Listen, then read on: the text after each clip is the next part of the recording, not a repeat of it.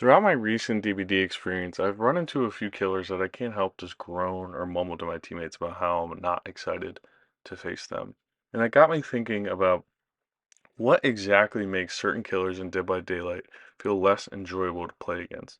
In this video, we're going to explore how some killers interact with the core components of the game and how some don't, and why that interaction is vital to killer design. But first, before we delve into it, you have to agree with my premise. The premise being that the core of the game is built around the chases. The most fun part of the majority of the players, including myself, is the chases. Sure, you can enjoy doing side objectives, funny meme builds, or hiding in shadows, but at its core, the gameplay loop is built around the thrill of chases, loops, windows, and pallets. These elements create a unique and engaging gameplay that DBD is known for.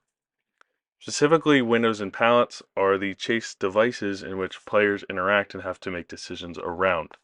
Without pallets and windows, survivors will just inevitably go down due to time, distance, wall setups, etc. I'm not saying that pulling funny tricks or baiting a killer with diversion isn't satisfying and meant to be in the game. They absolutely are. And those moments are great in their own right. However, when it comes to killers' designs and balancing the game, the most fun killers are the ones who actively engage with the core chase mechanics, albeit windows, pallets, jungle gyms, etc., in creative ways. These killers ensure that both survivor and killer experience have dynamic gameplay that rewards skill rather than feeling like you're put on a timer. So, what exactly makes a killer unfun? Like I said, certain killers feel unfun because they trivialize the core mechanics and force players to spend significant time either away from chases or force survivors to not actually interact with the resources that are there to be their defense mechanism that players have to play around, such as pallets and windows. So the primary example I actually want to go over, which you'll see in the gameplay in the background, is the twins. Now, I am no means, by any means, a good twins player. I'm a terrible twins player. I miss most of my Victor lunges. I don't really know how to position Victor and Charlotte too well, but it doesn't really matter because Victor, for the most part, completely ignores windows and pallets. Against Victor, it's not really about skillful looping and timing. It's just a matter of time when Victor hits or down you. Really, the only variable is the player's proficiency with Victor's lunge. For an experienced Twins player, any window or pallet becomes mostly irrelevant unless it's like a super god structure that they can maybe get Victor to miss on and then make a bunch of distance. But it really undermines the fundamental tools survivors have during a chase. When you lunge with Victor, unless they have a teammate nearby, most of the time they're not going to be able to kick you, so you can just go back and lunge again. Vaulting a pallet, dropping, or vaulting a window, dropping a pallet, vaulting a pallet. Victor is fast enough to where he can either lunge through it, lunge over the pallet, over the window, or he can just fake it and go around and then get the hit that way. Not only that, Twins benefits off slugging. So if a bunch of survivors are injured, the Twins can send out Victor, and because he's kind of an unstoppable force, he can go around down them one by one with his quick movement speed and lunges. If you choose to counter this by holding Victor on your head when you're not injured, you're basically incapacitated for however long you keep Victor on your head. So that's not exactly fun either. Yes, you can keep Victor on your head for, a minute or so, but you can't do gens, you can't do totems, and you basically are a player that's kind of banished from the match for about a minute, which that is not engaging gameplay. Some people argue that the nurse is actually fun to face. We're going to move to the nurse now. But before we do that, I just want you to please pay attention to the pieces of the gameplay, and you can kind of see what I'm talking about and just how palettes and windows are kind of a just there, and Victor will when I use Victor, I'll just ignore them and go around them, and then survivors end up giving up, or it just becomes a really difficult situation. That's not really fun, in my opinion. I don't think it's really fun to play as, but certainly not fun to play against. Some argue, now let's go to the nurse. Some argue that the nurse is enjoyable to face, but this sentiment rarely applies to a skilled nurse. At an optimal level, nurse entirely disregards traditional chase dynamics. Her blink ability nullifies strategic use of pallets, windows, and loops.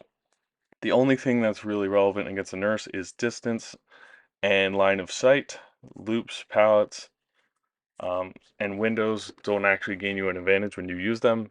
It's just a matter of if the nurse blinked on you. Survivors can attempt to extend chases by breaking line of sight or using map edges, but these tactics are just a mere delay to the inevitable. Nurse can quickly teleport to a survivor's last known location and then follow up efficiently, rendering most strategies ineffective. While a less experienced nurse can be fun to outmaneuver, facing a skilled nurse removes player agency and strips away the excitement of a true chase. So these are the killers that have chase, quote unquote, chase mechanics that actual, actually follow survivors, but are unfun because they ignore pallets and windows. But you might say, well, okay, at least um, twins and nurse are actually going after the survivors. They're have to be present. What about the killers with side objectives? And killers who force side objectives are also kind of in the boat. Some of them, not all of them, and I'll explain some differences. So, for example, Sadako and Pig. These killers divert from the core gameplay by loop by forcing survivors to complete side objectives. Removing a VHS tape or solving a reverse bear trap detracts from the chase, making the experience feel disjointed. It's frustrating to spend time on secondary tasks instead of engaging with the killer in meaningful ways, especially when these traps can be abused by the killer and put you in situations where you're going to take a hit because you are trying to complete the side objective rather than you're going to take a hit because you messed up in chase. That is a huge difference.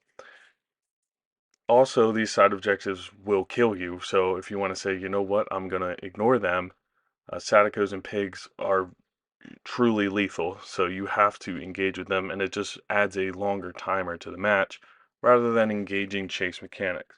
Now compare this to the singularity.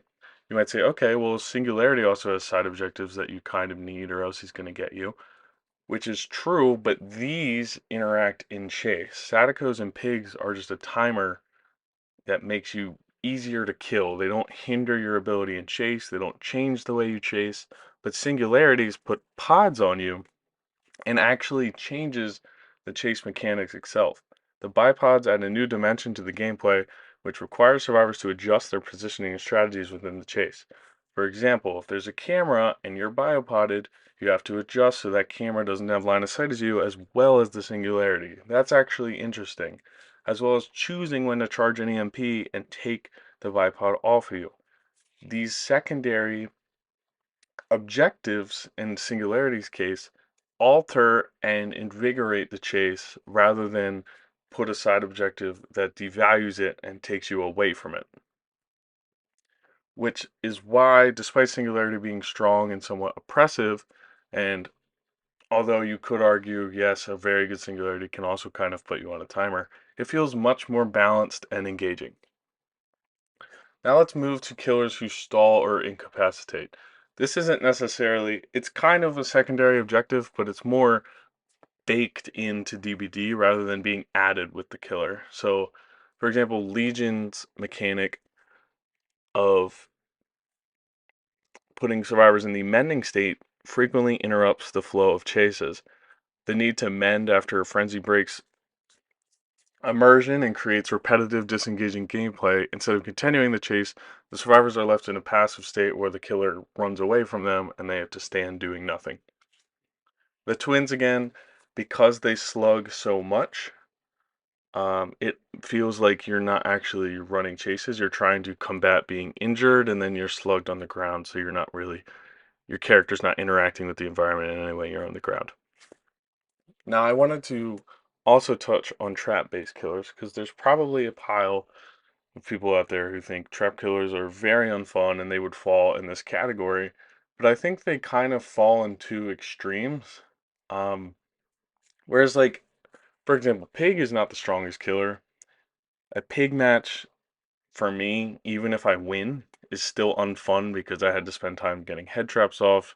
She's stealth. I feel like I'm not really engaging in chases with windows or pallets. I'm just kind of playing a time management sim too much. But with trap-based killers, they fall in two extremes. Either their setups nullify chase dynamics for the most part, like for example, a hag who's set up by a hook and set up all around a jungle gym.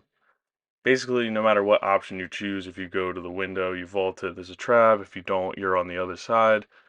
You're going to go down. So that can feel bad to play against.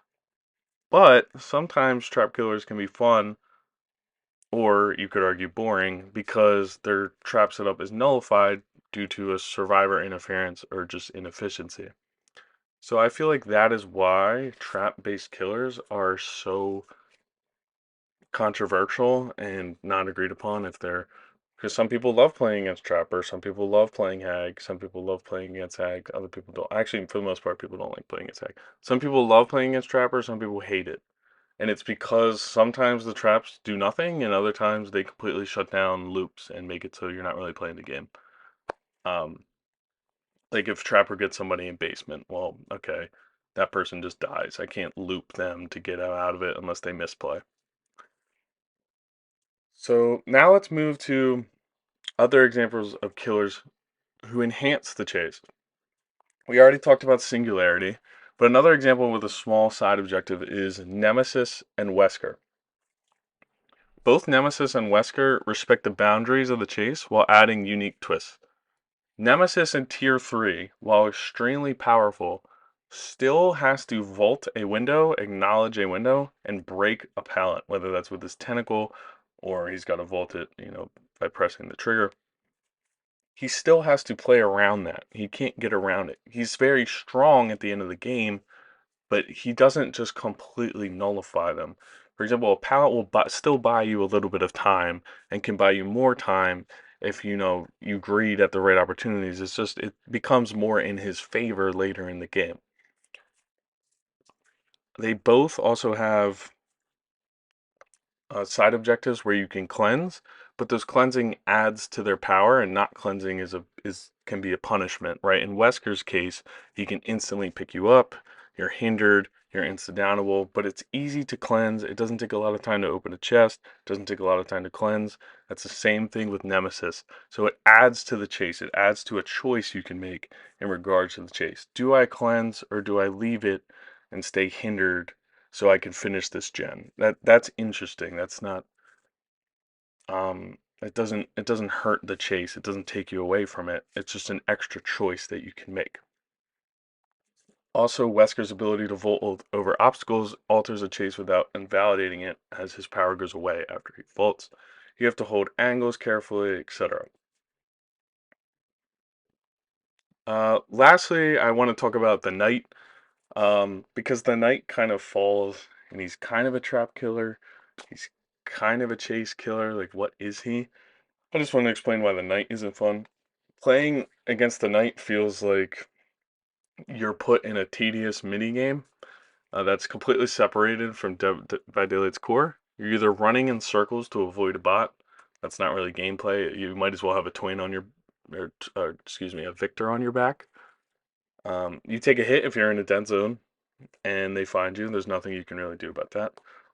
Or you get cornered. Eventually, sure, you can avoid the guards, but you're not really running chase, you're running distance. The Knight can go left, he sends the guard right. All right, well, if you head straight backwards, sure, I'm sure you get away, but eventually you're going to hit a wall. The only enjoyable moments with Knight is when his power's on cooldown, similar to Legion, and he's an M1 killer. In these moments, you actually get to experience a proper chase, but it highlights how disconnected his power is from the core mechanics of the game. So my final thoughts are just that the most enjoyable killers are those who embrace the core components of Dead by Daylight, which in my opinion is the loops, including vaults and pallets, which encourage skill-based interactions. Killers who trivialize or sideline these elements often leave players feeling frustrated and disengaged. Let me know what you guys think, what killers you think are most and least fun in the comments, if you think that there's another aspect that I'm missing. And I hope Dead by Daylight um, considers Jesus.